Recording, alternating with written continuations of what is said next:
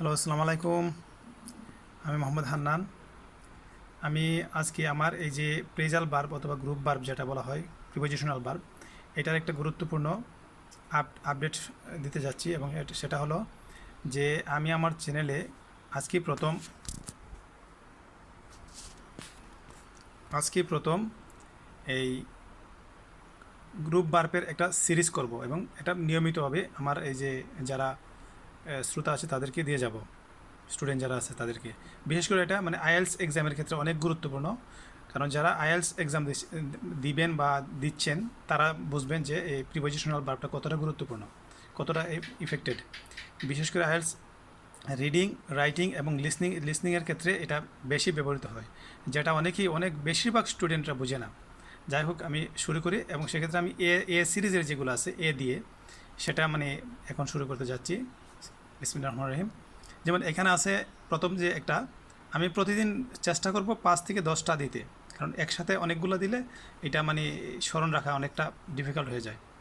যাই হোক, যেমন অ্যাবস্টেনের সাথে যখন প্রিপোজিশন ফ্রম অ্যাড হবে সেক্ষেত্রে অ্যাবস্টেন ফ্রম, তখন এই যে প্রিপোজিশনাল ভার্বের সাথে যখন এক একটা প্রিপোজিশন অ্যাড হবে, যোগ হবে মানে মূল ভার্বের সাথে, তখন কিন্তু এটার এক একটা প্রিপোজিশনের কারণে ভিন্ন ভিন্ন অর্থ পোষণ করে। যেমন অ্যাবস্টেন ফ্রম মানে কি, কোনো কিছু থেকে বিরত থাকা। আমি এক্সাম্পল দিয়ে বিষয়টাকে ক্লিয়ার করলাম যে we we must abstain from smoking, আমাদেরকে অবশ্যই স্মোকিং থেকে বিরত থাকতে হবে, গেল একটা। 2 নম্বর যেটা আছে এটা হলো অ্যাক্ট। এখন অ্যাক্ট কিন্তু অ্যাক্টের সাথে যখন অন হবে, অ্যাজ হবে, ফর হবে, তখন এক একটার কিন্তু এক একটা অর্থ দাঁড়াবে।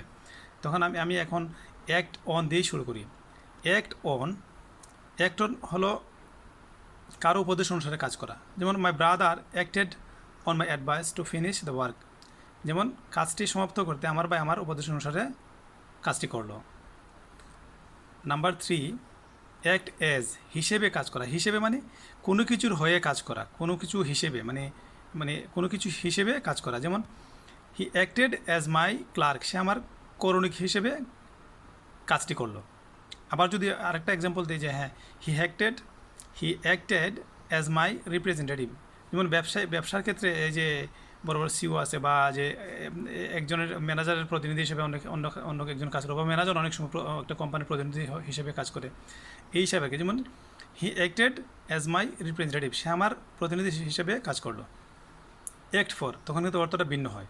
যেমন কারো অনুপস্থিতিতে তার স্থলে কাজটি করা, কারো অনুপস্থিতিতে তার স্থলে কাজটি করা। যেমন I was acting for the chairman in his absence, মানে চেয়ারম্যানের অনুপস্থিতিতে আমি কাজটা করতেছিলাম। এখানে এটা কিন্তু একটা ফার্স্ট কন্টিনিউয়াস টেন্স। যেমন অ্যাক্টিং ভার্বের সাথে, ভার্বের আগে কিন্তু ওয়াজ ইউজ হয়েছে, একই সাথে কিন্তু আমি টেন্সটা ক্লিয়ার করলাম, ফার্স্ট কন্টিনিউয়াস টেন্স।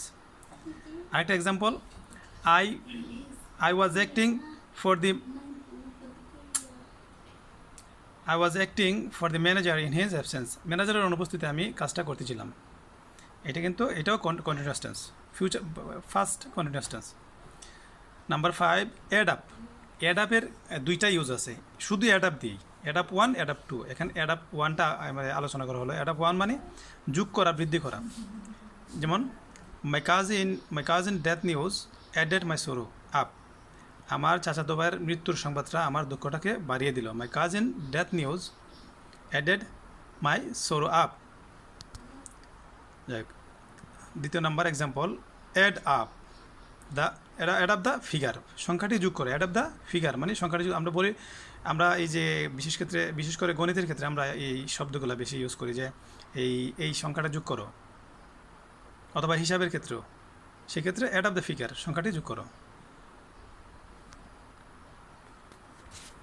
না, এখন 2 নম্বর পেজে আমাদের যে এটা আছে, এই যে 2 নম্বর পেজে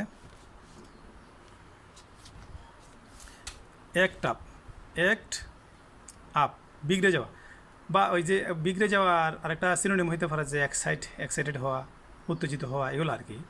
তো অ্যাক্ট আপ মানে বিগড়ে যাওয়া। মাই বস অ্যাক্টেড আপ সাডেনলি, আমার বস হঠাৎ বিগড়ে গেল। অথবা আমার একটা গাড়ি হঠাৎ এটা মানে এই যে উলট মানে মানে স্মুথলি চলতেছে, হঠাৎ এটা মানে এটার ফাংশনে একটা সমস্যা হয়ে গেল, মানে যে তখন এটা বলা যায় যে my motor car acted up suddenly, আমার মোটর যানটি হঠাৎ বিগড়ে গেল। আচ্ছা, তারপর হচ্ছে অ্যাডাপ, ওই যে যেটা বলছিলাম এর আগে, অ্যাডাপ। অ্যাডাপ মানে বৃদ্ধি, যুক্তযুক্ত বা যথাযথ মনে মনে হয় এমন। একটা অ্যাডাপ হচ্ছে যোগ করা, বৃদ্ধি করা, আর এটা হচ্ছে যুক্তযুক্ত বা যথাযথ মনে হয় এমন। তাহলে his statement added up, his statement didn't add up to most of the member attended at the meeting. এখানে মেম্বারের পরিবর্তে অডিয়েন্সও দেওয়া যায়। যে এটা বাংলাটা হলো, এটা আমি বাংলাটা দিয়ে দিছি এই জন্য যে যাতে সহজে সবার কাছে বোধগম্য হয়। তার বক্তব্যটা মিটিংয়ে উপস্থিত অধিকাংশ মেম্বারদের কাছে যুক্তিযুক্ত বলে মনে হয় না, হয়নি। মানে এই যে সভাতে উপস্থিত যতগুলো মেম্বার আছে তাদের বেশিরভাগের কাছে তার যে বক্তব্যটা এটা যুক্তিযুক্ত মনে হয়নি। এটা হচ্ছে ফার্স্ট ইনডিফিনিট টেন্সের নেগেটিভ ফর্ম। 8 নম্বর যেটা আছে এটা হলো অ্যাটমোস্ট। এটাকে অ্যাটমোস্ট, অ্যাট বেস্ট এটার সিনোনিম। বড় জোর, সর্বোচ্চ, মানে আমার সামর্থ্যের কারো সামর্থ্যের সর্বোচ্চ, কারো সামর্থ্যের সর্বোচ্চটা আর কি, সর্বোচ্চ। যেমন আমি বলতে পারি আমি এক্সাম্পল দিয়ে ক্লিয়ার করি বিষয়টা, যে at most I can bring some fan from বাজার। যে বাজার থেকে আমি তোমার জন্য সর্বোচ্চ কিছু কলম আনতে পারি, এর মানে কি আমার সামর্থ্য, যে আমার এর বেশি টাকা নাই, সামর্থ্য নাই, ওইটা। Number 9, in that respect or in point of, মানে কি এই দিক দিয়ে বা এই সম্পর্কের দিক দিয়ে। এটা মানে আত্মীয়তার ক্ষেত্রে বেশি ইউজ হয় বা রিলেশনের ক্ষেত্রে। যে আমি একটা এক্সাম্পল দিলাম যে এখানে he is my cousin in that respect, এই সম্পর্কের দিক দিয়ে সে আমার চাচাতো ভাই। অথবা আরেকটা বলতে পারি he is my uncle in point of relation, মানে সম্পর্কের দিক দিয়ে তিনি আমার চাচা হয়।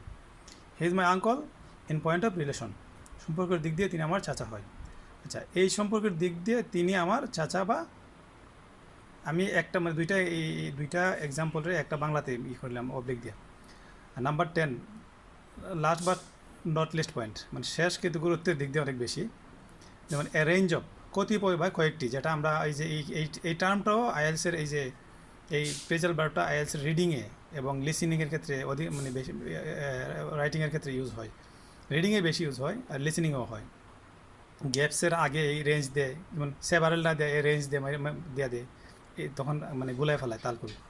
যেমন আমি দেখলাম এখানে হেয়ার্স মানে হেয়ার ইজ, হেয়ার্স মানে here is, here the range of, here the range of cow at the field, মানে মাঠে, এই মাঠে কতিপয় বা কয়েকটি গরু আছে, এই মাঠে কতিপয় বা কয়েকটি গরু আছে। আসসালামু আলাইকুম, আমি এখান থেকে আজকের মতো বিদায় নিচ্ছি। সবাই ভালো থাকবেন এবং আমার পরবর্তী ভিডিওগুলো নিয়মিত দেখবেন। আশা করি এর দ্বারা আপনারা কিছু না কিছু উপকৃত হবেন। এই বলে আমি এখান থেকে বিদায় নিলাম। আসসালামু আলাইকুম।